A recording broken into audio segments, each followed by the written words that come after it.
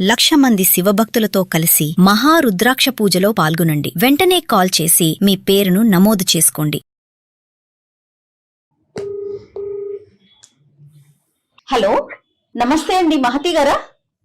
అవునండి, మీరెవరు? నేను జయానండి, సుమన్ టీవీ అందమైన జీవితం ప్రోగ్రామ్ నుంచి కాల్ చేస్తున్నాను. Good afternoon ma'am. Good afternoon అండి. నాతో పాటు డాక్టర్ కళ్యాణ్ చక్రవర్తి గారు ఉన్నారు. Okay ma'am. ఒకసారి మాట్లాడతారా? Sure ma'am. Thank you ma'am. Good afternoon sir. Good afternoon అమ్మా.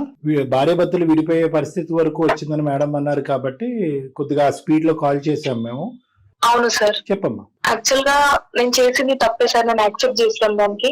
తప్పు అలా చేసినందుకు నేను ఇప్పుడు చాలా రిగ్రెట్ ఫీల్ అవుతున్నాను.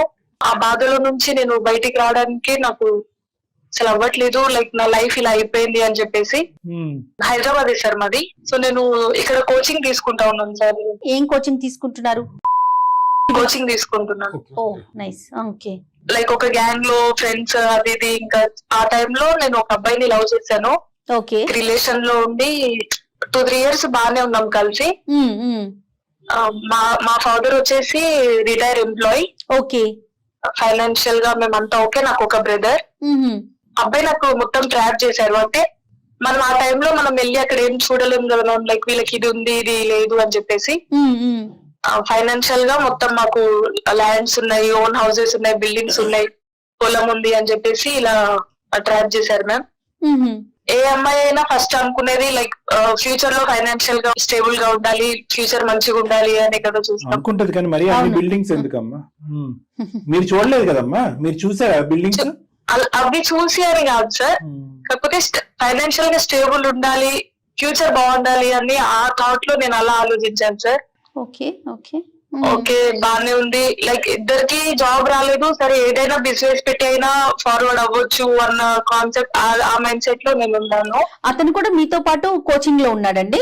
ఆ కోచింగ్ లో ఉన్నాను. తన మైండ్ లో ఉన్నది మా సైడ్ నుంచి తీయాలి అని చెప్పేసి. లైక్ డాడీ రిటైర్ ఎంప్లాయీ మెల్లిగా అని చెప్పేసి. సో అప్పుడు నాకు 24 years ఫ్రెండ్స్ హెల్ప్ తో మేము మా ఇంట్లో చెప్పాను నేను ఇట్లా చేసుకుంటా అంటే. ఇంట్లో ఒప్పుకోలేదు. ఇంట్లో ఒప్పుకోవడంతో నేను అబ్బాయితో వెళ్ళేసి టెంపుల్ లో మ్యారేజ్ చేసుకున్నాను.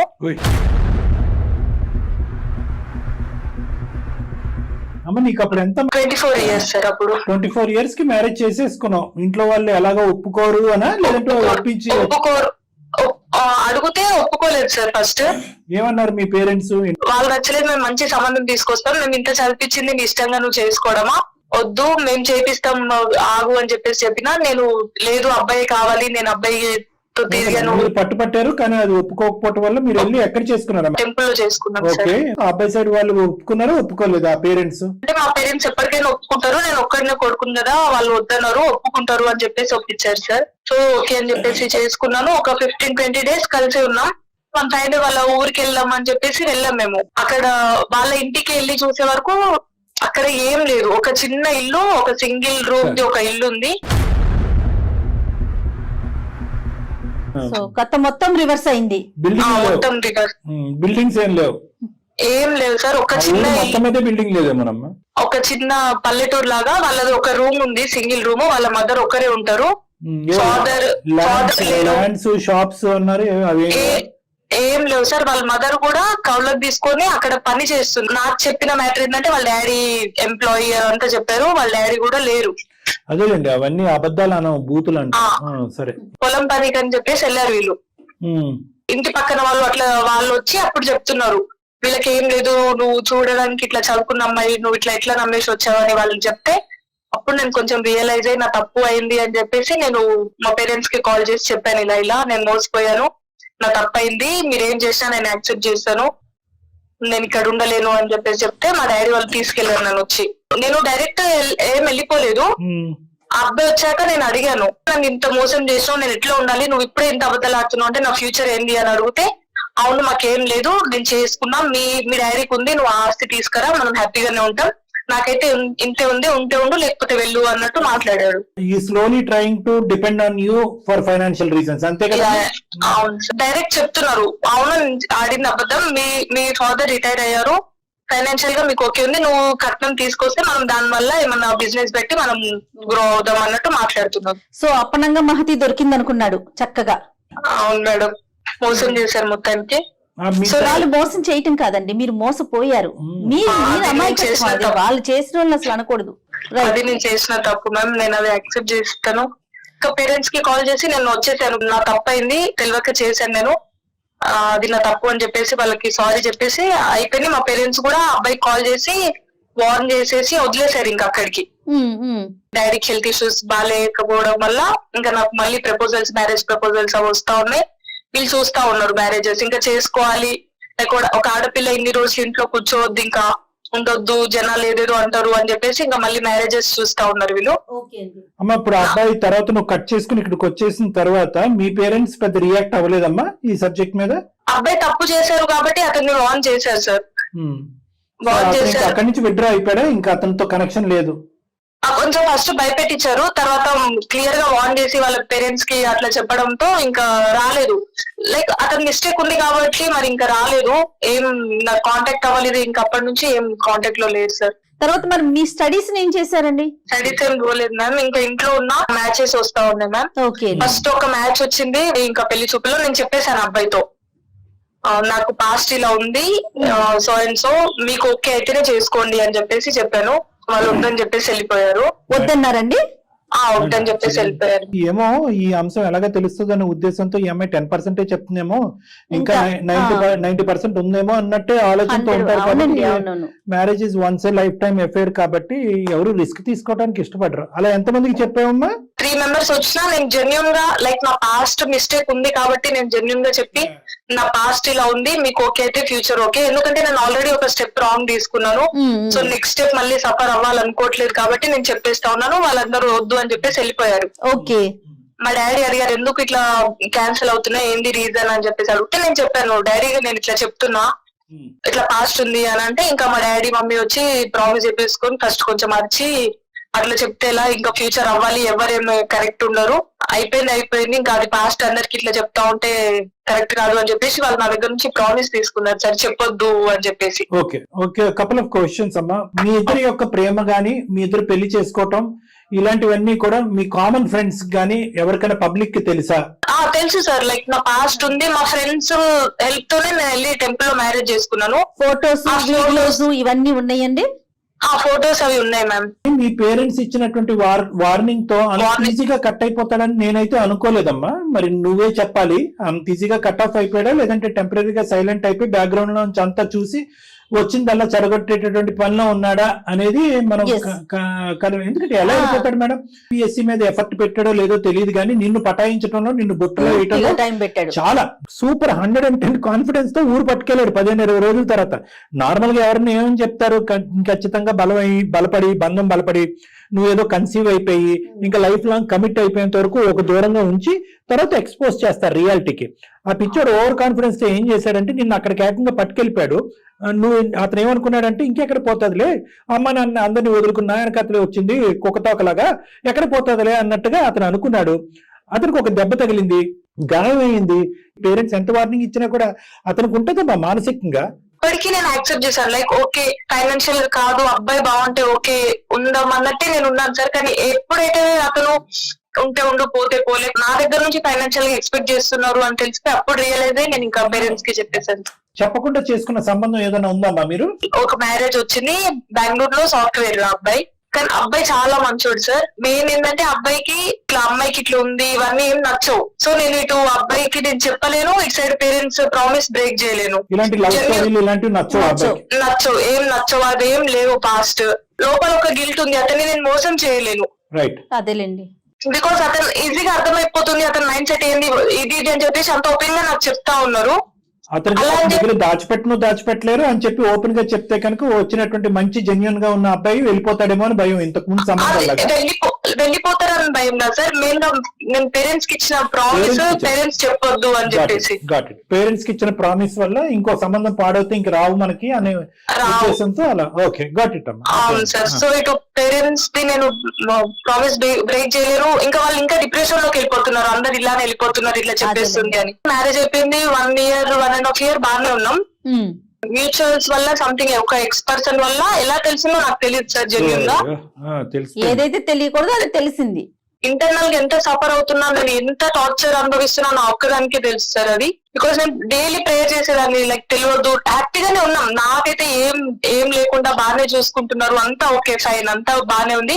కాకపోతే ఇది ఒక్క చిన్న మిస్టేక్, చిన్నది కాదు, లైక్ నేను యాక్సెప్ట్ చేశాను, ఈ మిస్టేక్ వల్ల నా ఫ్యూచర్ మళ్ళీ ఏమవుతుందో అని చెప్పేసి అదొక భయం ఉండిపోయింది నాకు.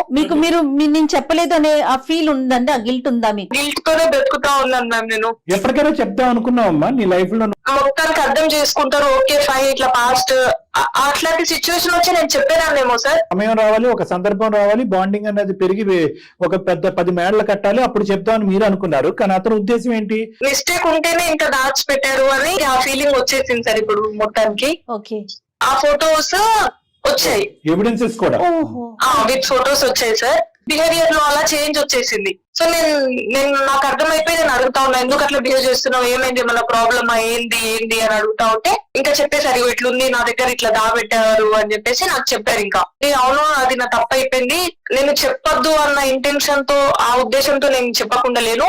ఆల్రెడీ నాకు పాస్ట్ ఇట్లా 3 ఇట్లా అయిపోయాయి, వాళ్ళు డిప్రెషన్ లోకి వెళ్ళిపోతున్నారు, అది ఒక్కటే. కానీ నాకు ఇప్పటికీ ఆ బాధ ఉంది, మీకు మోసం చేస్తున్నా అన్న అదే నాకు 1.5 years నుంచి నేను అదే క్యారీ ఫార్వర్డ్ చేస్తా ఉన్నాను లోపల. నేను కూడా ఫ్రీగా ఉండలేకపోతున్నాను అని ఇంకా నేను ఓపెన్ అవ్వడంతో. పెళ్ళైనటువంటి అంశానికి రియాక్ట్ అయ్యాడా, లేదా అంటే అన్నిటికీ రియాక్ట్ అవుతాడులేండి, కానీ నేను అనేది ఏంటంటే, లేదా ఇంతకాలం దాచిపెట్టావు అనే దాని గురించా, లేదా అతని కాన్సెప్ట్ లో ఈ లవ్ స్టోరీలు, లవ్ మ్యారేజెస్ అనేది అసలు చాలా అసహించుకునేటటువంటి మనస్తత్వం అతనికి ఉంది కాబట్టి ఏదైతే ఉండకూడదో తన భార్యలో అది వచ్చిందనా, దేని గురించి అతను బాధపడ్డాడు? ఇంకా మిక్స్డ్ సార్, అన్ని చెప్తా ఉన్నారు, ఫుల్ డిప్రెషన్ లోకి వెళ్ళిపోయి ఫైనల్ గా ఏమంటున్నారు, అతను విడాకులు అంటున్నారు సార్. కానీ అది ఇటు పేరెంట్స్ కి తెలియక, ఇటు నా సైడ్ నుంచి బ్యాడ్ గా పోర్ట్రేట్ చేయక, ఒక అండర్స్టాండింగ్ తో ఏదైనా చేయాలి అని విడాకులు అని అడుగుతున్నారు సార్. ఇప్పుడు ఈ వార్త అతనికి తెలిసి మీ ఇద్దరి మధ్యన మాటలు లేకపోవడం అనేది ఎన్ని రోజులు బట్టి? ఒక 4 months అవుతుంది సార్. ఉంటున్నాం కానీ మాట్లాడట్లేదు, కానీ చాలా డిప్రెషన్ లోకి వెళ్ళిపోయి బాధపడతా. నేను ఎంత అర్థం చేయడానికి చెప్తున్నా కూడా నా లైఫ్ లో ఇంకా అతను లేడు, నేను ఇప్పుడు జెన్యూన్ గానే ఉన్నాను, నా మిస్టేక్ నేను అర్థం చేసుకుంటాను ఎంత చెప్పినా కూడా అతను అది అర్థం చేసుకోలేకపోతున్నారు సార్. అమ్మ, ఈ వార్త అతనికి తీసుకొచ్చింది ఎవరు అనేది మీకు తెలుసా అమ్మా? మీ ఎక్సా లేదంటే వేరే వాళ్ళు ఎవరన్నా? అది అవేం చెప్పలేదు సార్. నేను అడిగాను, ఇంకా ఇప్పుడు తెలిసిపోయిందని మీరు భయపడుతున్నారా మీరు అట్లా అడుగుతున్నారు సార్.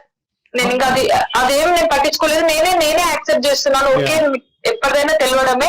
మల్టిపుల్ మిస్టేక్స్ అమ్మా, అదైతే మాత్రం నువ్వు ఓపెన్ హార్టెడ్ గా యాక్సెప్ట్ చేయాలి. నేను లోపల కుంగిపోతున్నాను, 1.5 years పాటు నేను బాధపడ్డాను, ఇప్పుడు కాకపోతే ఫ్యూచర్ చెప్దాం అనుకున్నాను, మీకు ఈ సబ్జెక్ట్ నచ్చదు కాబట్టి చెప్పలేదు, మా తల్లిదండ్రులకు చేసినటువంటి ప్రామిస్ వల్ల నేను మీకు చెప్పకుండా ఉన్నాను. ఇవన్నీ కూడా మిమ్మల్ని మీరు సముదాయించుకోవడానికి ఉపయోగపడేటటువంటి కారణాలే గాని, ఆ పెద్ద గీత ముందు చిన్న గీత, చేయదు నిజం ముందు మీ కారణాలు అనేవి సరిపోవు. ఇలాంటి భయంకరమైనటువంటి నిజాలు బయట వ్యక్తుల ద్వారా భార్యకు గాని భర్తకు గాని తెలిసినప్పుడు దయచేసి సంజాయిషీలు చెప్తూ అపాలజీ అడిగేటటువంటి ప్రయత్నం చేయకండి. కారణాలు ఉన్నాయి కాబట్టి నేను చేసిన తప్పు కాదు, కానీ నీ మనస్సాక్షికి సారీ కావాలి కాబట్టి నేను సారీ చెప్తున్నట్టు ఉంటాను. సో ఎప్పుడు కూడా it is a unconditional apology. 3 వ్యక్తులకి ఎందుకు చెప్పావు, నేనేం దుర్మార్గత్వం చేశాను కాబట్టి నాకెందుకు చెప్పకుండా నేనేమైనా బక్రా ఇక్కడ అనేటటువంటి ఫీలింగ్ అతనికి ఉంటుంది. ఒకవేళ చెప్తే యాక్సెప్ట్ చేసేవాన్నేమో అనే థాట్ కూడా వస్తుంది కదండి. అసలు ఈ సబ్జెక్టే నచ్చినటువంటి ఒక వ్యక్తి ఈ అమ్మాయి మ్యారేజ్ జరిగింది, చాలా చేదు అనుభవం, వెన్నుపోటు లాంటిది ఇది. ఈజ్ ఎ విక్టిమ్ హియర్, నువ్వు విక్టిమ్ కాదు, నీ విక్టిమ్ పొజిషన్ ఆల్రెడీ అయిపోయింది. వాడిని ఎవరినో అయితే కనుక స్వయంకృతపాత్యం అన్నట్టుగా నీ చేతులారా వెళ్ళి ఒక ఊపిలో దిగేవు చూడు, దాని యొక్క పరిణామం ఇదంతా అది నువ్వు చేసుకున్న దానికి, నువ్వు చేసిన తప్పుకి నువ్వు అనుభవించినటువంటి శిక్ష ఇది. ఏ తప్పు చేయనటువంటి వ్యక్తి అనుభవించేటటువంటి శిక్ష ఇది. But why should your husband suffer for no reason? ఈ విధాలుగా మెంటల్ గా ప్రిపేర్ అవ్వాలి. మీకు అనిపించవచ్చు ఈ రోజు, అరే ఇంత మంచి మనిషిని నేను చేతులారా పోగొట్టుకున్నానే అని చెప్పి. ఇదే మంచి మనిషి ఈ వార్త అప్పుడు చెప్పుంటే నీ జీవితంలోకి వచ్చుండేవాడు కాదు. అదే స్టాండ్స్ లోకి మీరు మళ్ళీ వెళ్ళాలి. అతను మానసికంగా సెట్ అవుతే కనుక ముందుకొస్తాడు, రాకపోతే కనుక పెళ్లి చూపులప్పుడే తెలిసినటువంటి వార్తలాగా నువ్వు ఈ సబ్జెక్ట్ ను మర్చిపోవలసి వస్తుంది. అంతే మార్గమా డాక్టర్ గారు? అంటే నేను చెప్తున్నా, బోత్ ఆప్షన్స్ ఓపెన్ చేసుకోమంటున్నాను. అన్లెస్ అండ్ అంటే ఆ అబ్బాయి యొక్క మన అబ్బాయితో మాట్లాడకముందే ఈ అమ్మాయికి 2 ఆప్షన్స్ ఇస్తున్నాను మేడం. కొంతమంది హస్బెండ్స్ చాలా ఇంపార్టెన్స్ ఇచ్చేటటువంటిది ఏంటంటే, 2 రకాలు ఉంటారు, 2 రకాల హస్బెండ్స్. వాళ్ళు ఏంటంటే, ఒకరు నీకు నేను తప్ప నీ జీవితంలో ఎవరు ఇంతకు ముందు ఉండకూడదు, ఇప్పుడు ఉండకూడదు. ఎందుకంటే అది ఒక మానసిక పరమైనటువంటి పరిస్థితి, సామాజిక పరమైన అంశం ఉంటుంది. అదేంటంటే గతం కదా, ఈ రోజుల్లో బ్రాడ్ మైండెడ్ గా ఉండాలి కదా అని మీరు అనొచ్చు. కానీ కొంతమంది ఈ యొక్క అదే మైండ్ సెట్ లో ఆ మైండ్ సెట్ లో ఉంటారు. ఇక్కడ ఈ అమ్మాయి ఏంటంటే రెండో అంశం కూడా చూపెట్టేస్తుంది అతనికి. ఏంటి, నేను ఒక వ్యక్తితో కలిసి ప్రయాణం చేయటం కాదు, ఆబ్వియస్లీ పెళ్లి చేసుకోవటం, శారీరకపరమైనటువంటి ఫిజికల్ ఇంటమసీ. ఈ రోజు అతన్ని నీ వ్యక్తిత్వాన్ని చంపుకుని నీ యొక్క కండిషన్స్, నీ యొక్క ప్రక్రియలన్నీ చంపుకుని వెనక్కి పెట్టేసి ఈ అమ్మాయి గురించి జాలిపడి ముందుకు రా అంటే కనుక అది పెళ్లి అవ్వదు, అది కాంప్రమైజ్ అవుతుంది. నేను ఎందుకు ఇది రెండు వైపులో మాట్లాడుతున్నానంటే మేడం, అటువంటి పెళ్లిలో ఈ అమ్మాయి హ్యాపీగా ఉండదు, ఆ అబ్బాయి హ్యాపీగా ఉండడు. ఒకవేళ మనం కాంప్రమైజ్ చేసినా, మీరు మాట్లాడినా కూడా తనంతట తనకు ఇష్టంగా రాకపోతే అనవసరం అంటాను. ముందుకు వెళ్ళలేరు. ఒకప్పుడు ప్రయాణం చేసినా కూడా ఆ గాయం అంత త్వరగా మానదు, అంత తొందరగా మారదు. ఎందుకంటే ఇక్కడ మోసం, అతని అభిప్రాయానికి వ్యతిరేకం, అతని వ్యక్తిత్వానికి వ్యతిరేకం.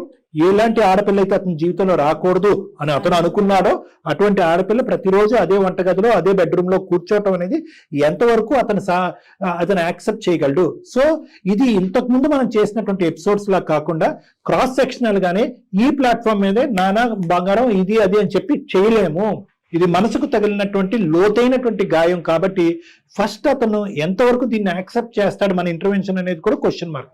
రైట్. సో మహతిని మీరు ముందుగానే ప్రిపేర్ అవ్వమంటున్నాను. మెంటల్ గా ప్రిపేర్.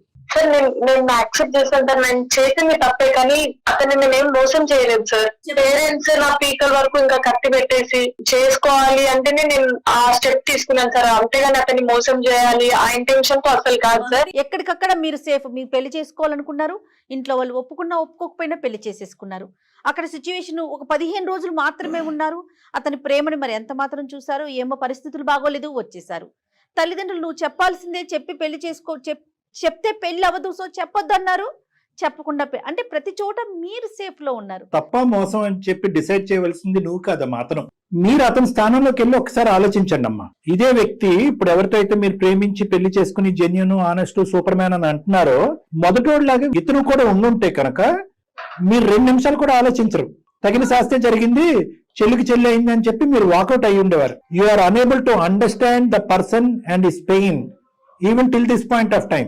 ఒక్కసారి నా తప్పుని యాక్సెప్ట్ చేసి, అతనికి కూడా ఒక మనసు ఉన్నటువంటి మనిషి, ఒక వ్యక్తిత్వం ఉన్న మనిషి. ఆ వ్యక్తిత్వం ఒక విధంగా తయారు చేయబడింది, చాలా ఎథికల్ గా, మోరల్ గా. తల్లిదండ్రుల యొక్క పెంపకం, అతని యొక్క నమ్మకం, కష్టజీవి, మిమ్మల్ని ఇంట్లో పెట్టుకుని పోషించి చాలా ఉన్నాయి అతనికి. అటువంటి వ్యక్తిత్వాన్ని కాంప్రమైజ్ అవ్వు అనేటటువంటి విధంగా మనం మాట్లాడకూడదు. Leave the option to him. ఇలాగే జరగాలి అని బొమ్మ గీయద్దు. మీ మనసులో మీకు ఎలా అనిపిస్తే కనుక అలా ఆలోచించండి అని ఓపెన్ డోర్స్ ఉంటే. మీరు ఎలా అంటున్నారు, ఏమండి తప్పు అయిపోయిందండి, చిన్న నేరం కదండి, తీసేయండి, పక్కన పెట్టేసేయండి, మా అమ్మ అండి, మా నాన్న అండి, ఇవన్నీ చెప్తున్నారు. ఇవన్నీ చెప్తే కనుక అది వర్కౌట్ అవ్వదు.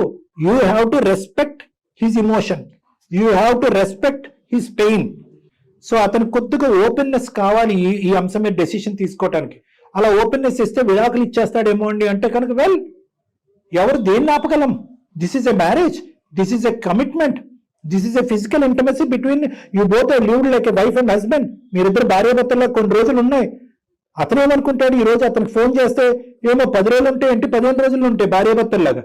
I'm not our first man in our life. నేను మొదటి మగవాడిని కాదు అమ్మాయి జీవితంలో. చాలా అది ఒక మగాడికి. ఎనీవే మీరు అంటున్నారు కాబట్టి ఒకసారి ట్రై చేద్దాం. అతని పేరేంటమ్మా?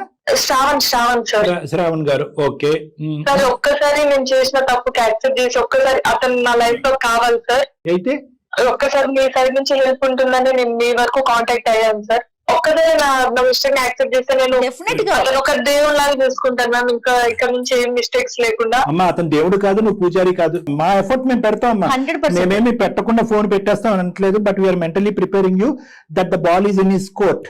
బంత్ అతని కోర్టులో ఉంది. ఇక్కడ నీ మీద కోపం ఉంటే కనుక మీ తల్లిదండ్రుల మీద డబుల్ కోపం ఉంటుంది, మొత్తం మీ కుటుంబం మీద విపరీతమైన కోపం ఉంటుంది, మొత్తానికి మీ వంశం మీదే అతనికి ఒక బాధ ఉంటుంది. సో నేను అనేది ఏంటంటే, మంచోడు మంచోడు మంచోడు మంచోడు మంచోడు అనేటటువంటి నీ మాట ఈరోజు ఆ మంచోడిని చెడ్డోడికి చేస్తుందమ్మా. ఆ చెడ్డోడితో నువ్వు ప్రయాణం చేయాలి. ఈరోజు మీరిద్దరు కలిసి ప్రయాణం చేసే 60-70 సంవత్సరాలు వాట్ ఎవర్ ఇట్ ఈస్, ఒక చెడ్డ వ్యక్తితో ప్రయాణం చేయాలి. నీకు ఆ మనసులో ఉండేటటువంటి బాధ తగ్గాలి, ఆ మనిషి ఒక మంచితనం మళ్ళీ తిరిగి రావాలి, నీ పాత జ్ఞాపకాలు మళ్ళీ ఈ మనిషితో పాటు గుర్తుకు రావాలి. It is transformed. అతని ఒపీనియన్, అతని ఇంప్రెషన్ నీ మీద, నీ కుటుంబ సభ్యుల మీద అది మారిపోయింది. నువ్వేమనుకుంటున్నావు? అతను యాక్సెప్ట్ చేయాలి ఈ పెళ్లిని. యాక్సెప్ట్ చేస్తూ అటు మొహం ఇటు మొహం పెట్టుకుని కాదు కదా, మళ్ళీ ఇది వరకులాగే మీ బాండింగ్ కావాలని నువ్వు అనుకుంటున్నావు కదా, అలా ఉంటుందని నువ్వు గ్యారంటీ ఇస్తావు, నేను గ్యారంటీ ఇస్తాను. అటువంటి వాతావరణంలో నువ్వు 10 రోజులు కూడా ఉండలేవు. చాలా ఆర్టిఫిషియల్గా ఉంటుంది ఆ ప్రేమ, ఆ బాండింగ్. అప్పుడు తర్వాత నువ్వే మాకు ఫోన్ చేసి అంటావు, సార్ ఈ ఆర్టిఫిషియల్ బాండింగ్ లో నేను ఉండలేకపోతున్నాను. ఆ క్వాలిటీ ఆఫ్ బాండ్ ఎలా ఉంటుందో కూడా గమనంలో పెట్టుకోండి మీరు. ఓకే, మాట్లాడదాం. డెఫినెట్ గా మాట్లాడతారండి డాక్టర్ గారు, మాట్లాడను అనట్లా. బట్ మీరు ప్రిపేర్డ్ గా ఉండండి దేనికైనా కూడా.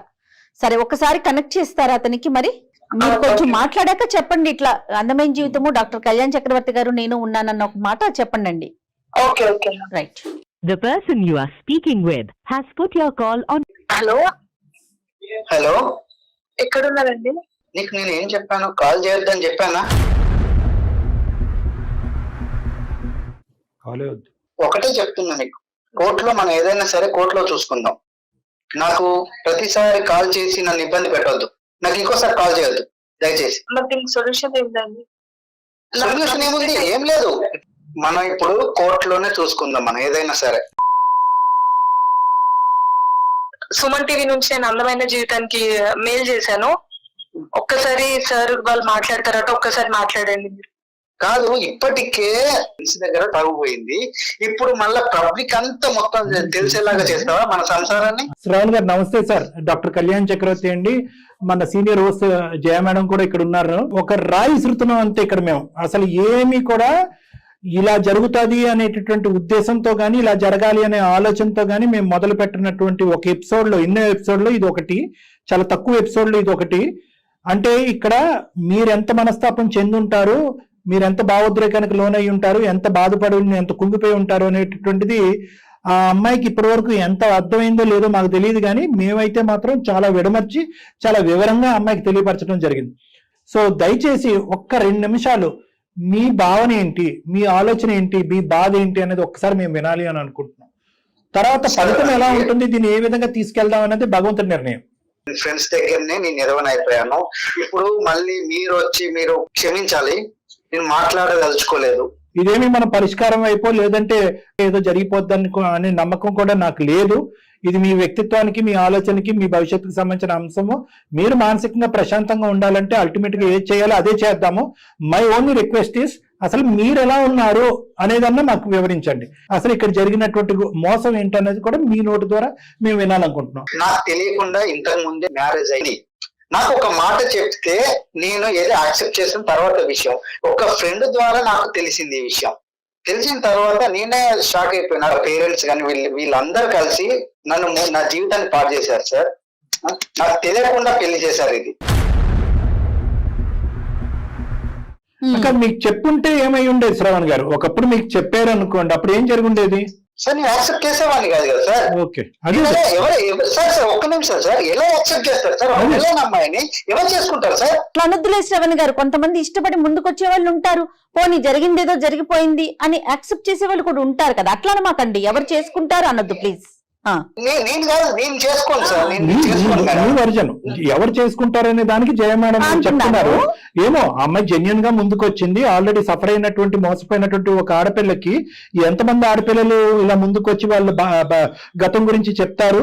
ఈ అమ్మాయి జెన్యున్ గా చెప్పిందంటే కనుక ఈ అమ్మాయి సిన్సియర్ గా మోసపోయింది అనమాట. ఇంతకు ముందు పాస్ట్ అట్లీస్ట్ ఈ అమ్మాయికి భవిష్యత్తుని ఇద్దాము అనే ఆనెస్టీతో, ఆ ఆనెస్టీ నచ్చి వచ్చే వాళ్ళు ఉంటారు. నాకైతే నాకు డైరెక్ట్ చెప్పలేదు సార్, నాకు వేరే వాళ్ళ వల్ల నాకు తెలిసింది. నేను ఎలా యాక్సెప్ట్ చేస్తారు సార్? ఇప్పుడు నాకు అందరూ నా ఫ్రెండ్స్ అందరూ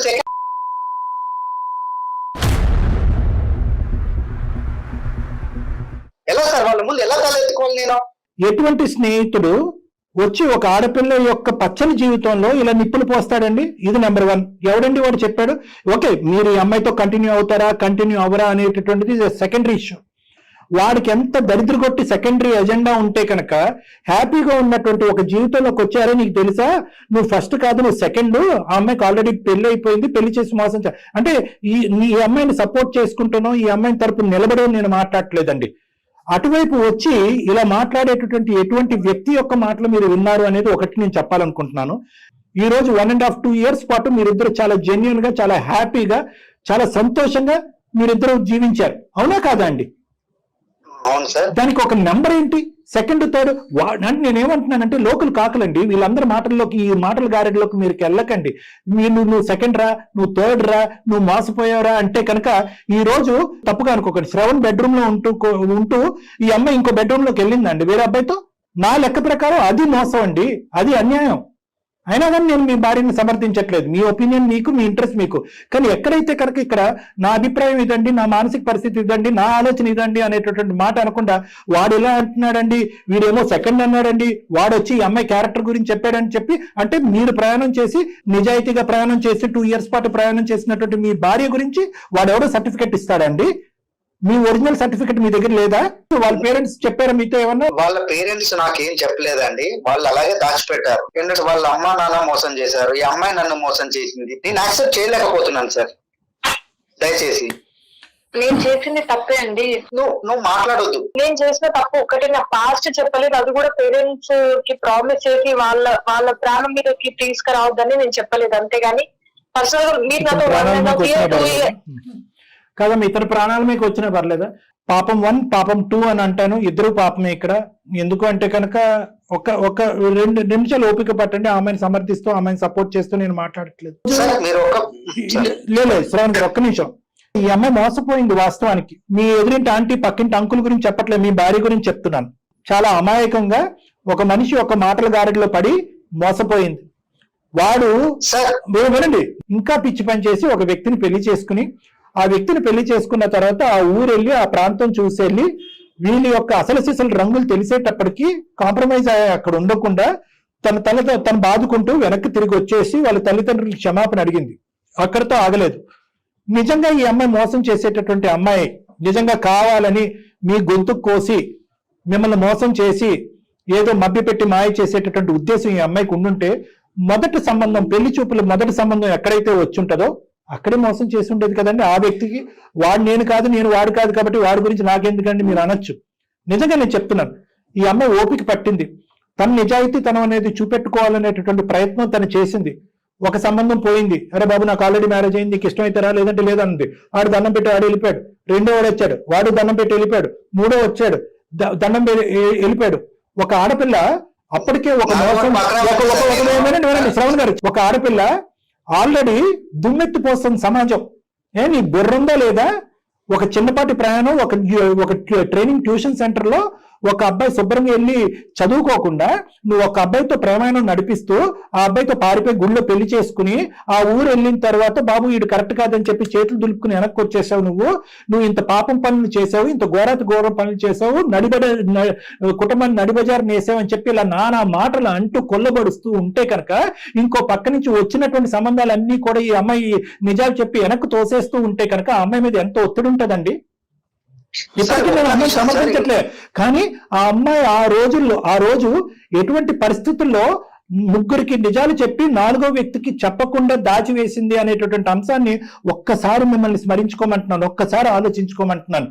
అంటే 3 times she went against the family.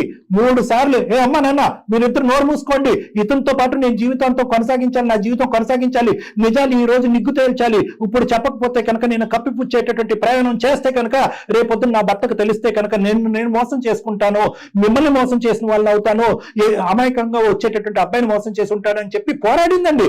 3 సార్లు పోరాడిందండి అమ్మాయి. 3 వ్యక్తులకు చెప్పిందండి, 3 వ్యక్తులు కూడా వెనక్కి వెళ్ళిపోయారండి. కానీ ఇంకా ఒత్తిడి తాళలేకపోయింది అమ్మాయి. ఇంకా ఒత్తిడి తట్టుకోలేక నేను గంగలో దుంకుతాను, నేను ఇక్కడ దుంకుతానని తల్లిదండ్రులు భయపెట్టి ఇచ్చేసేటప్పటికి ఇంకా తప్పనటువంటి పరిస్థితుల్లో ఆ అమ్మాయి ఒప్పుకుంది. అంటే మీ దగ్గర దాచిపెట్టింది. ఇప్పుడు నన్ను ఎడవం చేసింది కదా సార్, ఇప్పుడు నేనే అదే తప్పు చేశాను అనుకోండి, మీరు ఒప్పుకుంటారా?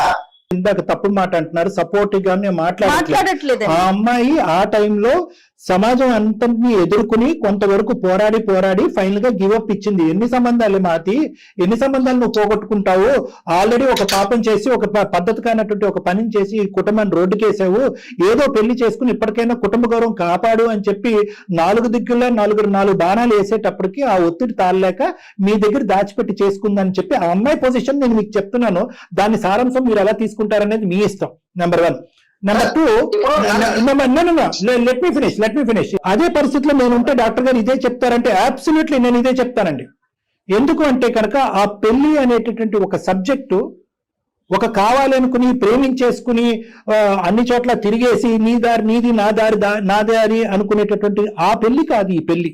ఈ పెళ్లిలో ఏమొచ్చి ఈ అమ్మాయి మనస్ఫూర్తిగా ఒక మనిషిని నమ్మింది, మనస్ఫూర్తిగా ఒక మనిషిని ప్రేమించింది, అతనే జీవిత భాగస్వామి అనుకుంది. తల్లిదండ్రులు అంగీకరించకపోతే ఇతనితో పాటే జీవితంతో నేను ప్రయాణం చేస్తాను అనే మంచి ఉద్దేశంతో వెళ్ళినటువంటి ఒక ఆడపిల్ల గొంతుకు ఒక దుర్మార్గుడు కోసాడు. మోసపోయిందండి. మోసపోయింది. మీరు అనొచ్చు ఈ రోజు ఎలా నమ్మిందండి అని. మేము అమ్మాయికి చివాట్లు వేసాం ఇందాక మిమ్మల్ని ఫోన్ కలవకముందు. ఏమో నీకు బుద్ధి ఉందా బుర్ర ఉందా, చదువుకోవటానికి పోయావు దేనికి పోయావు, అందరినీ నట్టేట్టు ముంచావు కదమ్మా అని చెప్పి ఇందాక కూడా మేము చెప్పాం. కానీ at the end of the day ఆ సబ్జెక్ట్ యొక్క సారాంశం ఏంటంటే ఆ అమ్మాయి గుడ్డిగా ఒక వ్యక్తిని నమ్మి మోసపోయింది. ఇప్పుడు గుడ్డిగా నమ్మి మోసపోవడానికి ఆమె అన్ఎడ్యుకేటెడ్ కాదు కదా సార్, చదువుకున్న అమ్మాయి కదా. ఎడ్యుకేషన్ నిజంగా అలాంటి వాటికి అన్నిటికీ ఇమ్యూనిటీ వ్యాక్సినేషన్ ఇస్తే కనుక అసలు మోసం జరగదండి. ఏవయ్యా నువ్వు జీవితాంతం మోసపోకూడదు అంటే కనుక నువ్వు బీకామ్ చదివిన తర్వాత ఎంకామ్ చేయి, లేదంటే బీబీఏ తర్వాత ఎంబీఏ చేయి అని చెప్పొచ్చు. అవి కాదు కదండి, చదువు అలాంటిది కాదు కదా. మోసపోవటానికి అవతలి యొక్క ఒక చాకచక్యం, అవతలి వ్యక్తి యొక్క గుంటనొక్క తెలివితేటలు, అవతలి యొక్క వ్యక్తి యొక్క మోసపూరితనం, ఆ ముగ్గురులో నేను ఒకరిని అయి ఉంటే నేను సంతోషించేవాడిని అని చెప్పి మీరు అనొచ్చు. ఇప్పుడు కోర్టులను చూసుకుందామని అమ్మాయికి చెప్పి అమ్మాయికి నేను యాక్సెప్ట్ అయితే చేయలేను సార్. నేను నిజాయితీగా చిన్నప్పటి నుంచి చాలా నిజాయితీగా పెరిగాను, అలాగే బ్రతకాలని అనుకుంటున్నా. మీరు నన్ను మూర్ఖుడు అనుకోండి, పిచ్చోడు అనుకోండి, ఏదైనా అనుకోండి సార్, నేనైతే యాక్సెప్ట్ చేయలేను సార్. డాక్టర్ గారు మాట్లాడిందంతా మళ్ళీ మీరు రీకలెక్ట్ చేసుకున్నాక ఆలోచించే అవకాశం ఉందా? అంతకంటే ఎక్కువ మాట్లాడలేను సార్. Thank you. అది కాదండి. అది కాదు శ్రవణ్ గారు హలో, పెట్టేశారమ్మాయినా? అందుకే ముందే 2 పాయింట్లు చెప్పారు మీకు, మీరు ప్రిపేర్డ్ గా ఉండండి అని చెప్పేసి. నా వంతు ప్రయత్నం నేను చేశానమ్మా. మాక్సిమం నేను ఫస్ట్ ఆఫ్ ఆల్ ఏంటంటే అతనికి ఏం చెప్పానంటే నువ్వు ఎటువంటి పరిస్థితుల్లో అక్కడి నుంచి బయటపడ్డావన్నది చెప్పాను. రెండోసారి ఏమని చెప్పాను అంటే కనుక ముగ్గురుతో నిజం చెప్పినటువంటి అమ్మాయి నీతోనే ఎందుకు అబద్ధం ఆడాలి, చెప్పాలి అంటే మొదటి వ్యక్తి దగ్గర నుంచి అబద్ధంతో ప్రయాణం చేయొచ్చు. నిజంగా ఆ ఉద్దేశం. ఎటువంటి ఒత్తిడి నువ్వు కుటుంబంలో తాళలేకపోయావు, ఎటువంటి పరిస్థితులు నువ్వు చూసావు, తల్లిదండ్రుల యొక్క థ్రెట్ గానీ బ్లాక్మెయిల్ గానీ తట్టుకోలేక నువ్వు ఎస్ చెప్పావు దాచిపెట్టడానికి అనేది కూడా అతనికి చెప్పా. కానీ ఇందాక నేను చెప్పినట్టుగా నీ భర్త యొక్క వ్యక్తిత్వం అనేది ఇప్పుడు ఈ సంఘటన బట్టి కాదు మేడం, జయ మేడం, ఈ సంఘటన బట్టి కాదమ్మా, అతని వ్యక్తిత్వంలోనే ఏంటంటే ఇలాంటి సంఘటనలు గాని ఇలాంటి వాటి అంశాలను గాని క్షమించేటటువంటి ఆలోచనతో ఉండేటటువంటి వ్యక్తి కాదు. అలాంటి అంశాలని దరిదాపుల్లో గాని వాటి వాసన కూడా చూడనటువంటి వ్యక్తి. ఇది నెంబర్ 1. రెండోది ఏంటంటే నేను నా భార్య నా కుటుంబం అనే సబ్జెక్ట్ కంటే ఊరు వాడ లోకము స్నేహితులు ఏమనుకుంటారు అనే అభిప్రాయానికి చాలా విలువనిచ్చేటటువంటి ఒక వ్యక్తి, ఒక వ్యక్తిత్వం. అందుగురించి నేను ఇందాక చెప్పినటువంటి మాటకు మళ్ళీ రివర్స్ గేర్ లో వెనక్కి వెళ్తున్నానమ్మా. ఇటువంటి వ్యక్తి ఈ రోజు మనం కౌన్సిలింగ్ చేసి రేపొద్దున లేదా నా క్లినిక్ వచ్చి నేను కౌన్సిలింగ్ చేసి అతను సమజాయించి నాయన బంగారం తండ్రి అని చెప్పి నీతో కలిపినా కూడా క్వాలిటీ ఆఫ్ లైఫ్ ఇక ముందు ఉండదు. ఎందుకంటే అతను అదే సైకిల్తో ఉంటాడు. నా వైఫ్ కరెక్ట్ లేదు, నా వైఫ్ అబద్ధం ఆడింది అనేటటువంటి ఆలోచనతోనే ఉంటావు. అటువంటి వాతావరణంలో నువ్వు సుఖపడవు, అతను సుఖపడ్డు, ఎవరూ హ్యాపీగా ఉండరు. సో ఈ రోజు అతను అట్లీస్ట్ అతని అభిప్రాయాన్ని బలంగా చెప్పి ఫోన్ పెట్టేశాడు. దానికి నేను హ్యాపీగా ఉన్నాను. ఓకే సార్, ఆలోచిస్తాను సార్, అవునా సార్ అని అనుకుని మళ్ళీ తూతూ మంత్రంగా మళ్ళీ ఇందులో దిగేయడం ప్రయాణం ముందుకెళ్ళింది అనుకోండి, మీ పడవ ఇలా ఊగుతూనే ఉంటుంది జీవితాంతం. సో నేనేమంటున్నానంటే అట్లీస్ట్ ఈజ్ కన్ఫర్మ్. నేను నిన్ను బాధపడమని అనట్లేదు, నీకు ఒకే మాట చెప్తున్నానమ్మా. నేను ఈ వ్యక్తికి కూడా అప్పుడే నేను నిజం చెప్పుంటే ఈ వ్యక్తి కూడా వెళ్ళిపోయి ఉండేవాడు, అప్పుడే వెళ్ళిపోయి ఉండేవాడు. అప్పుడు వెళ్ళిపోవాల్సిన వ్యక్తి ఇప్పుడు వెళ్ళాడు, ఎటొచ్చి మధ్యలో ఒక పెళ్లి అనేది జరిగింది. సో దీని అంతటికీ తప్పు ఎవరిదైనా ఉంది అంటే కనుక నేను బలంగా చెప్పాలి అనుకుంటే మీ పేరెంట్స్. ఏమో 7, 8 వ్యక్తి చేసుకుని ఉండేవాడేమో నిన్ను. అంత పేషెన్స్ లేకుండా వద్దమ్మా దాచిపెట్టేసే అంటే కనుక ఇదేమన్నా చిన్న అంశమా? మీ స్నేహితులందరూ వచ్చి దగ్గరుండి మీ పెళ్లి జరిపించారు. మీ మొత్తం ఇన్స్టిట్యూట్ లో అందరికీ తెలుసు. వాళ్ళ ఊరు వెళ్తే కనుక అబ్బాయి వాళ్ళ ఊర్లో అందరికీ తెలుసు. పోనీ ఆ అబ్బాయి సామరస్యంగా విత్డ్రా అయ్యాడా? కాదు. మీ నాన్న వెళ్ళి అతనికి వార్నింగ్ ఇచ్చి వచ్చి మళ్ళీ మా అమ్మాయి జీవితంలోకి ఎంటర్ అవ్వద్దంటే అతనికి అక్కడ రగిలిపోతూ ఉంటది. ఎవడో ఒక ఫ్రెండ్ పురమాయించాడు. ఆ Day 1 చెప్పకుండా Day 2 చెప్పకుండా 2 years తర్వాత చెప్పాడు. ఎప్పటికైనా ఈ బాంబు పేలవలసిందే. సో ఇక్కడ కొన్ని తప్పిదాలు అయితే జరిగినాయమ్మా. ఏదన్నా అన్ని కూడా మన మంచిగా జరుగుతున్నాయని అనుకోవాలి సార్. ఇప్పుడు ఎండ్ ఆఫ్ ది డే నా జీవితం నాశనమైంది నాదే సార్. థ్యాంక్ యూ, మీరు ఇక్కడి వరకు తీసుకొచ్చి నాకు హెల్ప్ చేసినందుకు. అమ్మా నువ్వు ఏడవకపోతే కనుక నేను ఆశ్చర్యపడి ఉండేవాడిని. నువ్వు ఏడుస్తున్నావు, నువ్వు బాధపడుతున్నావు. ఎందుకంటే కనుక ఒక చక్కటి ప్రయాణం నడిచింది. మొదటి నుంచి ఇది హింసతోనో, అనుమానంతోనో, బాధతోనో, భయంతోనో ఉండుంటే కనుక ఈ రోజులో నీ కళ్ళలోంచి ఒక్క కన్నీటి బొట్టు కూడా వచ్చి ఉండేది కాదు. నీకు దండారా బాబు అని విడ్రా అయిపోయావు. ఒక మంచి వ్యక్తితో ఉండేటటువంటి ప్రయాణం కాబట్టి ఈ బాధ నీకనే ఉంటదమ్మా. కానీ at the end of the day ఆ 2 years పాటు జరిగినటువంటి మధుర స్మృతులే నీ స్మృతులు. ఎందుకంటే ఇప్పుడు అతనికి ఈ ఆలోచనతో వెనక్కి వచ్చాడు అనుకో నీ జీవితంలో, అదే ఒరిజినల్ శ్రవణ్ వస్తాడని నమ్మకం నాకు లేదు. అదే ఇందాక నుంచి నేను పదే పదే చెప్తున్నాను. ఏదన్నా నీ మంచికే జరిగిందని నువ్వు ఆలోచించుకోవాలి. మీ పెద్దలతో మాట్లాడాలి, నువ్వు ఇలా జరిగిందని చెప్పాలి. ఇప్పుడు ఈ పొజిషన్ లో మాత్రం నిన్నెవరు నిందించి నిలదీసే ప్రయత్నం చేయరు. అన్యాయం అయ్యేమని మాకు అనిపిస్తుందమ్మా, కానీ ఇక్కడ ఇంకో దారి అయితే లేదు. అది నువ్వు అర్థం చేసుకోవాలి. చదువు అనేటటువంటి దాని మీద ఫోకస్ చేస్తూ అనవసరంగా నీ ట్రాక్ తప్పిందో మళ్ళీ ఆ పాత చదువు అనే ట్రాక్ లోకి నువ్వు వెళ్ళాలి. నీ యొక్క గోల్స్ ఏవైతే ఉన్నాయో అవి అచీవ్ చేసుకునేటటువంటి ప్రయత్నం చేయమ్మా. అమ్మా మహతి, నేనేదైతే న్యాయం జరుగుతుందని చెప్పేసి ఇక్కడికి వచ్చాను.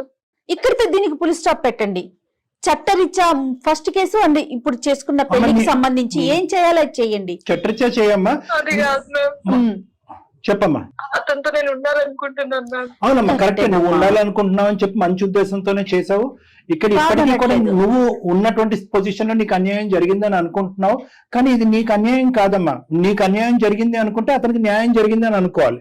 ఎందుకంటే అతని మనస్సాక్షిని నమ్ముకుంటూ ముందుకు వచ్చినటువంటి వ్యక్తి ఇప్పటికీ కూడా తన వ్యక్తిత్వం, తన మనస్సాక్షి మీద నిలబడి ముందుకెళ్తున్నాడు కాబట్టి అతనికి న్యాయం జరిగింది.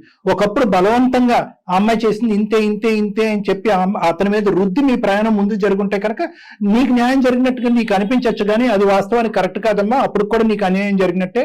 ఎందుకంటే కనుక అసలు సిసలైనటువంటి ఒరిజినల్ శ్రవణ్ రాడు.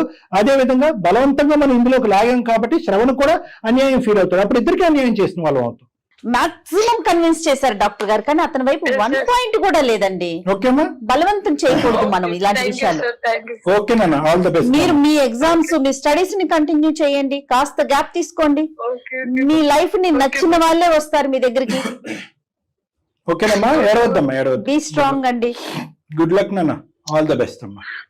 Good luck. ఓకే, వీలైతే రేపైనా ఇంకొకసారి మాట్లాడతాను. నేను మాట్లాడతాను, మీరు కూడా ఒకసారి మాట్లాడండి. ఎందుకంటే తన లెక్క ప్రకారం కాస్త ధైర్యం ఇన్కన్క్లూజివ్ గా అనిపిస్తుంది తనకి. ప్లస్ ఏంటంటే తను ఒక న్యాయాన్ని ఊహించుకుని ఆల్రెడీ ఇందులో అడుగు పెట్టింది. దానికి నేను ప్రిపేర్ చేశాను. అమ్మ ఇటువంటి అంశాల్లో 2 తలుపులు తీసి ఉంచాలి, అది అతని వ్యక్తిత్వం, ఆలోచన సంబంధించిందని ముందే ప్రిపేర్ చేశాను. అయినా కానీ బహుశా తనకి ఏంటంటే ఈ ప్రయాణం కొనసాగాలనే బలమైన ఉద్దేశంతో అమ్మాయి వచ్చింది. ఎందుకంటే ఎంత కాదనుకున్నా సెకండ్ మ్యారేజ్ ఇది అమ్మాయికి. అందరికి మెసేజ్ మేడం, యువతరాన్ని అందరికీ కూడా ఒక మెసేజ్. దయచేసి ఆలోచించండి. ప్రేమ అనేటటువంటి సబ్జెక్ట్ లో భవిష్యత్తు గురించి ఆలోచన లేకుండా, పరిణామాల గురించి ఆలోచించలేకుండా గుడ్డిగా వెళ్ళిపెట్టేటువంటి చాలా మంది యువకులు, దానికి చదువుతో సంబంధం లేదు. ఇందాక అతను అన్నాడు చదువుకున్న అమ్మాయి కదండి, ఆ మాత్రం ఆలోచించలేదంటే చదువుకి సంబంధం లేదు. అది ఒక మత్తు, ఒక మాయ, ఒక తెలియనటువంటి ఒక గుడ్డి ప్రపంచం. అందులో కొట్టుకుపోయినప్పుడు తల్లిదండ్రులు ఏమంటున్నారు, వాళ్ళ బాధలు ఏంటని ఆలోచించినటువంటి ఎంతో మంది యువకులు ఇటువంటి చిక్కుముడి సమస్యలు ఇరుక్కుపోయి మళ్ళీ వెనదిరిగి జీవితం ఆగమ్య గోచరం అయిపోద్ది. ఇప్పుడు సింపుల్ లాజిక్ అండి, ఒకే పాయింట్ తో నేను క్లోజ్ చేస్తున్నాను. ఈ రోజు మహతి యొక్క తప్పు అక్కడ మొదలైంది. అక్కడి నుంచి మొదలయ్యి ఫస్ట్ ఇష్యూతో మొదలయ్యి అక్కడి నుంచి చూడండి అంచెలంచెలుగా ఆఖరికి ఇక్కడికి వచ్చి పడింది ఆ అమ్మాయికి. ఇప్పుడు ఎటు పోవాలో తెలియనటువంటి దిక్కుతోచని పరిస్థితి. ఖచ్చితంగా నేనైతే మనస్ఫూర్తిగా ఒక ప్రయత్నం అయితే మనం చేశాం మేడం. కానీ కొన్ని సందర్భాల్లో కొన్ని వ్యక్తిత్వాలు, కొన్ని ఆలోచన శైలికి మనం గౌరవం ఇవ్వాల్సినటువంటి అవసరం ఉంటుంది. కేవలం బలవంతంగా వాళ్ళ మీద రుద్దేసి బలవంతంగా ఉంచేటటువంటి ప్రయత్నం చేసే వేదిక అందమైన జీవితం కాదు అనేది నాది, జయ మేడం యొక్క నమ్మకం. కాబట్టి మాతితో మేము మాట్లాడతాం, ఆ అమ్మాయిని కన్సల్ట్ చేస్తాం, కౌన్సిల్ చేస్తాం, రియాలిటీని ఎక్స్ప్లెయిన్ చేస్తాం. అవసరం ఉంటే కనుక వాళ్ళ పేరెంట్స్ ని కూడా ఒకసారి పిలిపించి వాళ్ళని కూడా సముదాయిస్తూ ఈ అమ్మాయికి ఒక మెంటల్ సపోర్ట్ ఇవ్వాలని వాళ్ళని కోరుకుంటాం. కానీ చాలా బాధ అనిపిస్తుంది, కలపలేకపోయాము అయ్యో అన్ని. ఆ బాధ మాత్రం అనిపిస్తుంది ఈ ఎపిసోడ్ కి నాకైతే. మనం ఒకటి అనుకుంటే దైవం ఇంకొకటి అనుకుంటుందంట. ఏదైనా అందరు మంచిగా అనుకుందాం. అంతేనండి. రైట్ డాక్టర్ గారు, నమస్తే.